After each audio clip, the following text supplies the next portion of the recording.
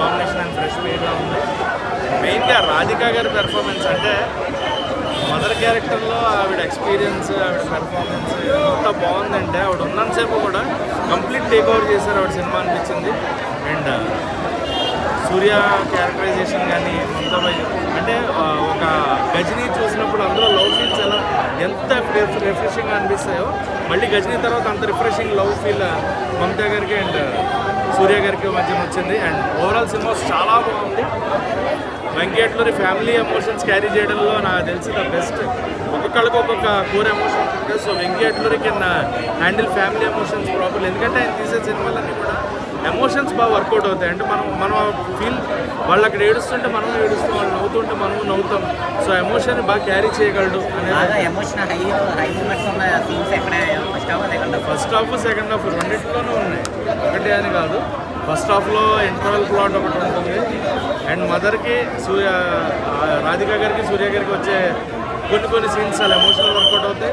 And Raveena Tandon గారికి and సూర్య గారికి scenes, Nazar గారి సీన్ కామెడీగా వర్కౌట్ అవుతుంది. సో ప్రతి క్యారెక్టర్ ఈ క్యారెక్టర్ ఎందుకు ఉంది, ఈ క్యారెక్టర్ ఎందుకు వచ్చిందని చెప్పడం కాకుండా ప్రతి character. And once again Nagavamsi గారు నెవర్ డిసప్పాయింట్స్ అనేదానికి. ఎందుకంటే ఆయన కాన్ఫిడెంట్గా ఒక మాట చెప్పారు అంటే ఖచ్చితంగా ఆయన సినిమా మీద ఎంత నమ్మకం పెట్టుకుని ఉన్నారు అనేది మనకు అర్థమవుతుంది. So Sithara entertainments never disappoints అనేది మళ్ళీ ప్రూవ్ చేశారు. మమితా బాయ్జీ ఎలా అనిపించింది? Mamitha Baiju she was cute.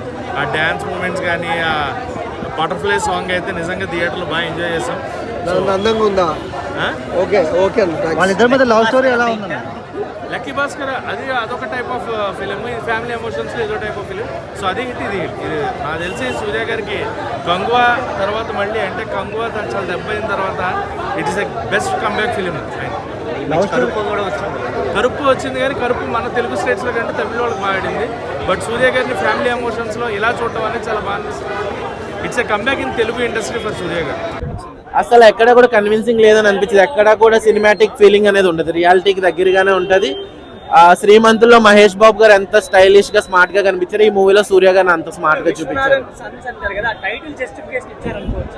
Vishwanath Sons అనేది కాన్సెప్టే అది కదా. లైక్ సన్స్ అంటే ఇద్దరు ఉంటారేమో అని అనుకున్నాం కానీ సన్ అనేది ఒకటే ఈ సినిమా.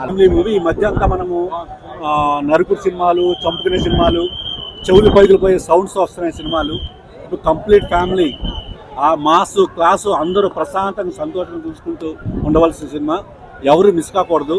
నెక్స్ట్ ఏంటంటే మళ్ళీ అందరిలో ఒక ప్రేమ ఆప్యాయత ఇవన్నీ కూడా ఒకసారి రియలైజ్ అవుతాయి, అందరిని గుర్తు చేస్తుంది. Heart touching. నెక్స్ట్ సూర్య గారి యాక్షన్ చెప్పక్కలేదు. ఇక్కడ మెయిన్ సినిమాకి హైలైట్ అంటే మమితా బైజు.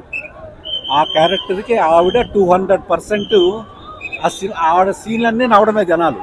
ఆవిడ సీన్లు, ఆవిడ యాక్షన్లు. కానీ excellent movie, pleasant movie, silent block buster అవుతుంది. లవ్ స్టోరీ అంటే యాక్సెప్ట్ చేస్తారంటే ఆ పాయింట్ మీకు నచ్చిందా? అవునా? కానీ తెలుగు హీరోస్ కాకుండా సూర్య గారిని చూడగలిగారా? ఎలా అనిపించింది? ఆయన తెలుగు ఇంకా మేము తెలుగు ఫ్యాన్స్ ఎక్కువ ఉంటారు అతనికి. ఎలా అనిపించింది ఓవరాల్? మదర్ది హైలైట్ ఉంది, కాన్సెప్ట్ చాలా బాగుంది. బాబు ఇంకా బాగున్నాడు. బాగుంది. సన్స్ అని పెట్టారు కానీ